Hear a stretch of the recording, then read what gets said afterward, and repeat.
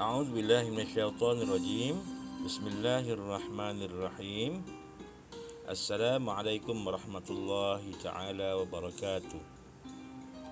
Sebelum kita mulakan pembelajaran tauhid kita pada hari ini, mari bersama-sama kita membaca doa penerang hati. Bismillahirrahmanirrahim. Allahumma aftah alaina hikmataka wanshur alaina min khazaini rahmatika ya arhamar rahimin. Rabbi shrah li sadri wa yassir li amri wahlul 'uqdatam min lisani yafqahu qawli. Baik murid, rujuk kepada video ustaz ini dan beri tumpuan dan perhatian sepenuhnya. Baik, kita sama-sama baca ya. Baik, pelajaran 4. Mengeluarkan zakat. 4.1. Pengertian zakat. 1. Zakat ialah mengeluarkan sebahagian daripada harta yang tertentu kepada orang yang berhak menerimanya dengan syarat-syarat tertentu. 2. Zakat terbahagi kepada 2. Alif. Zakat fitrah ialah zakat yang wajib dikeluarkan ke atas setiap muslim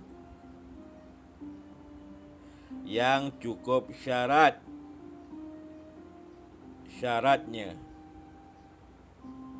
Ba. Zakat harta ialah zakat wang simpanan, zakat emas dan perak, dan zakat perniagaan, zakat ternakan, zakat pertanian, zakat saham, dan zakat pendapatan. Baik, tengok yang sebelah kiri ni. Info. Syarat wajib zakat fitrah. 1. Muslim. 2. Masih mempunyai makan yang lebih. 3. Masih hidup.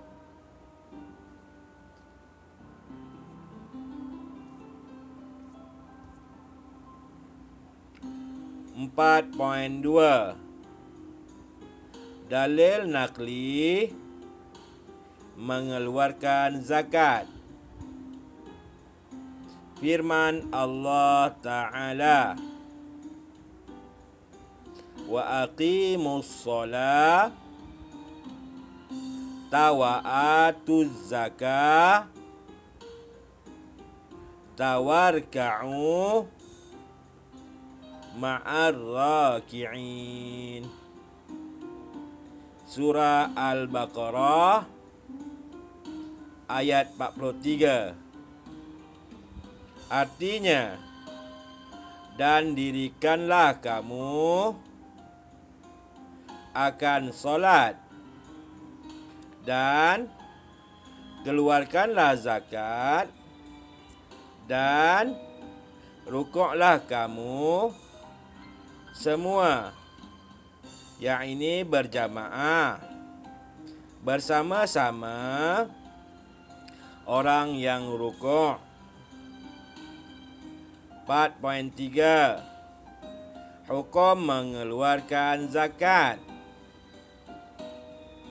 Wajib ke atas setiap muslim yang cukup syarat-syaratnya.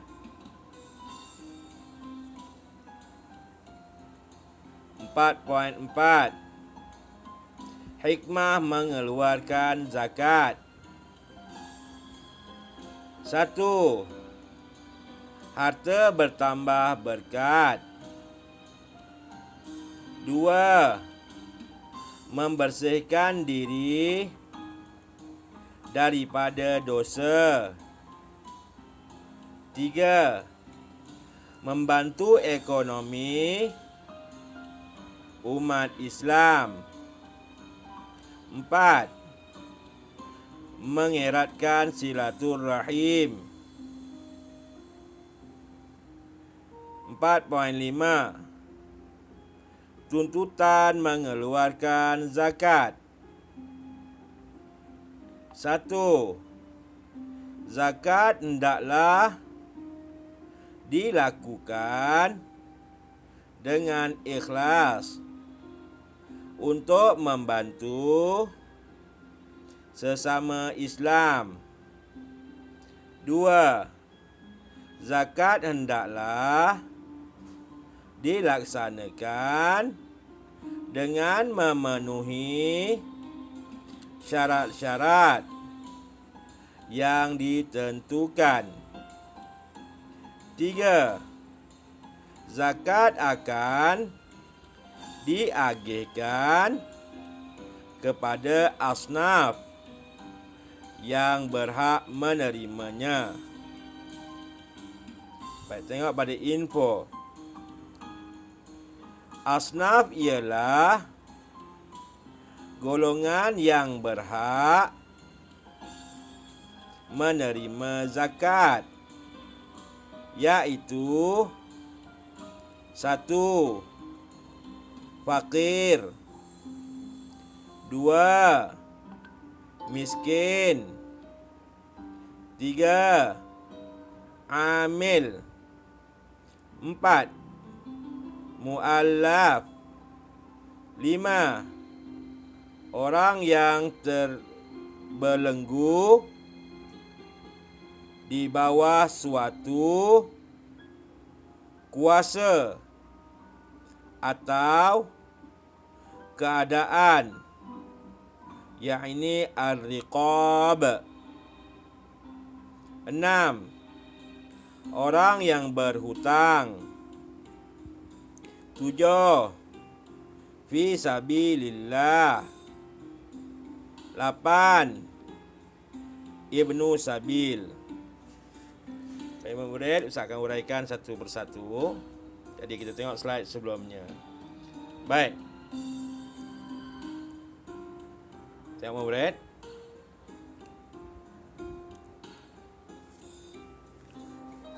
Pelajaran 4 iaitu tajuknya mengeluarkan ni zakat, mengeluarkan zakat. Baik.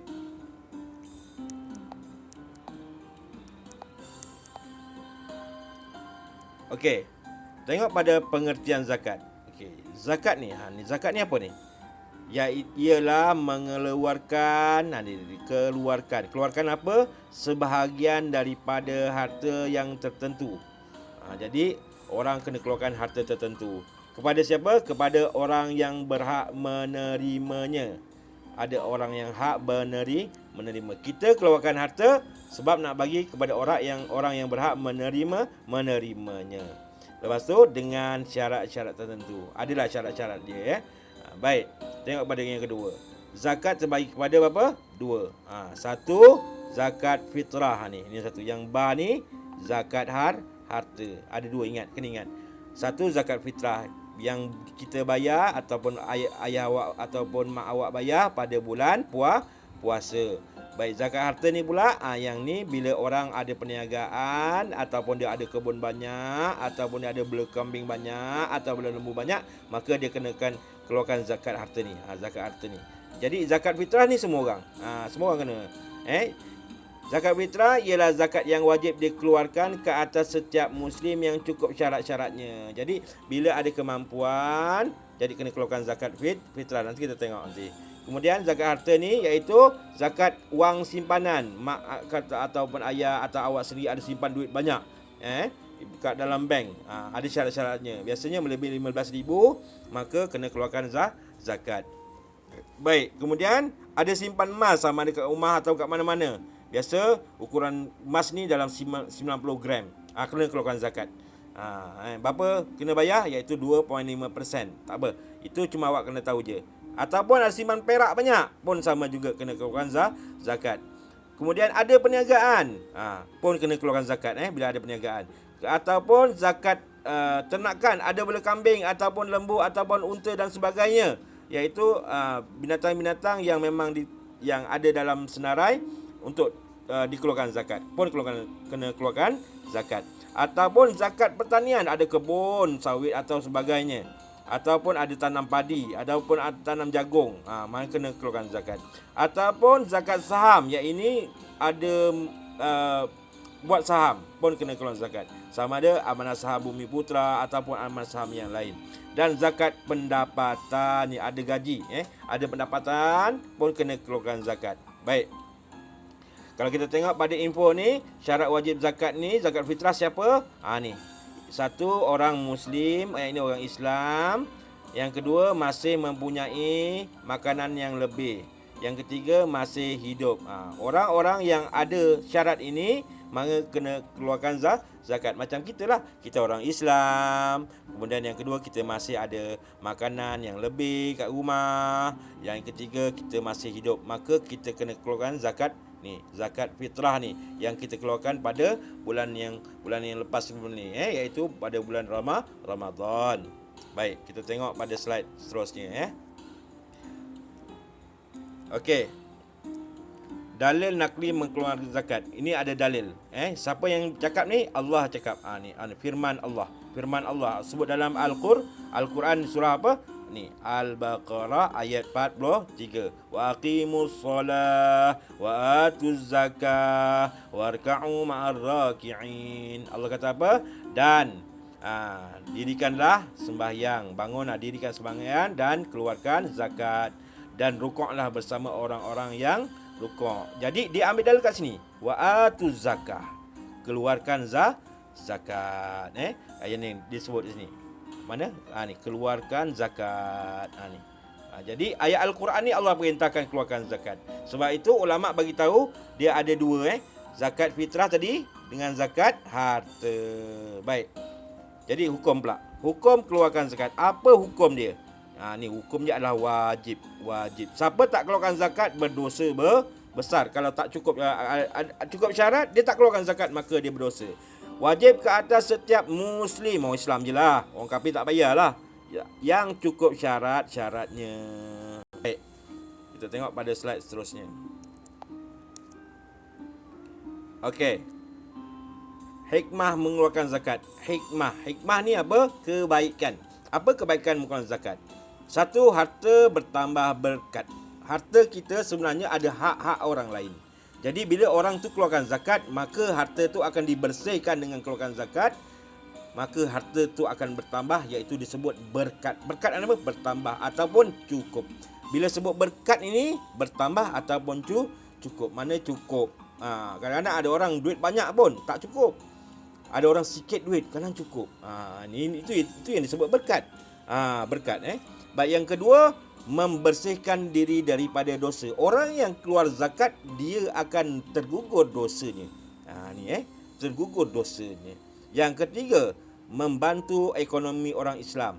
Jadi zakat ini dibagi juga kepada orang Islam saja, tak dibagi kepada orang kafir. Orang Islam yang dapat. Jadi orang-orang Islam, umat Islam ni bila terima duit zakat, disebut membantu orang lain, iaitu pun umat Islam. Yang keempat, mengeratkan silaturrahim, iaitu tidak menyebabkan ada dengki-menengki. Orang miskin dengki dengan orang kaya, sebab orang kaya dah keluarkan zakat.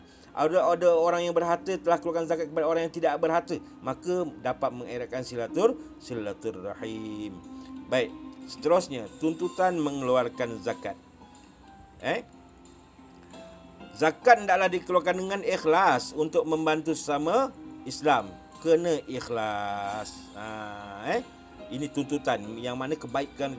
Nak keluarkan zakat jangan rasa terpaksa, kena ikhlas dapat pahala lebih. Bila ikhlas ni memang tak nampak. Ikhlas ni duduk dalam hati manusia. Mana kita tahu kan kita ikhlas ke tak ikhlas kan? Sebab tu kita kena ikhlaskan. Kita cuba dengan ikhlas. Ikhlas ni apa? Kita buat kerana Allah Ta'ala. Buat bukan dengan cara terpaksa. Baik, yang kedua, zakat hendaklah dilaksanakan dengan memenuhi syarat-syarat yang ditentukan. Itu kita belajar akan datang. Ada syarat-syarat dia.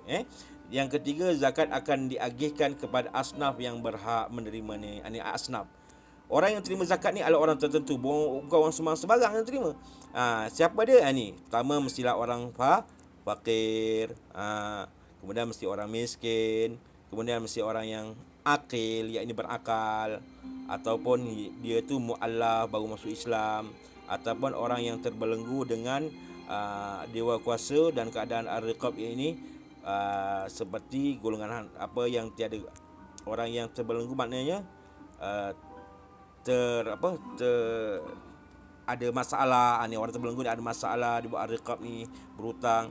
Kemudian orang yang berhutang, yang ni ada masalah hutang yang banyak. Kemudian fi sabilillah, orang yang pergi berperang jalan Allah Ta'ala. Ibnu Sabil, orang yang pergi suatu negeri, dia pergi Kedah, Perak, dia kehabisan harta. Jadi kena bantu dia. Jadi untuk sekadar itu saja pembelajaran kita pada kali ini. Mudah-mudahan memberi manfaat pada semua. Wallahu alam. Assalamualaikum warahmatullahi taala wabarakatuh.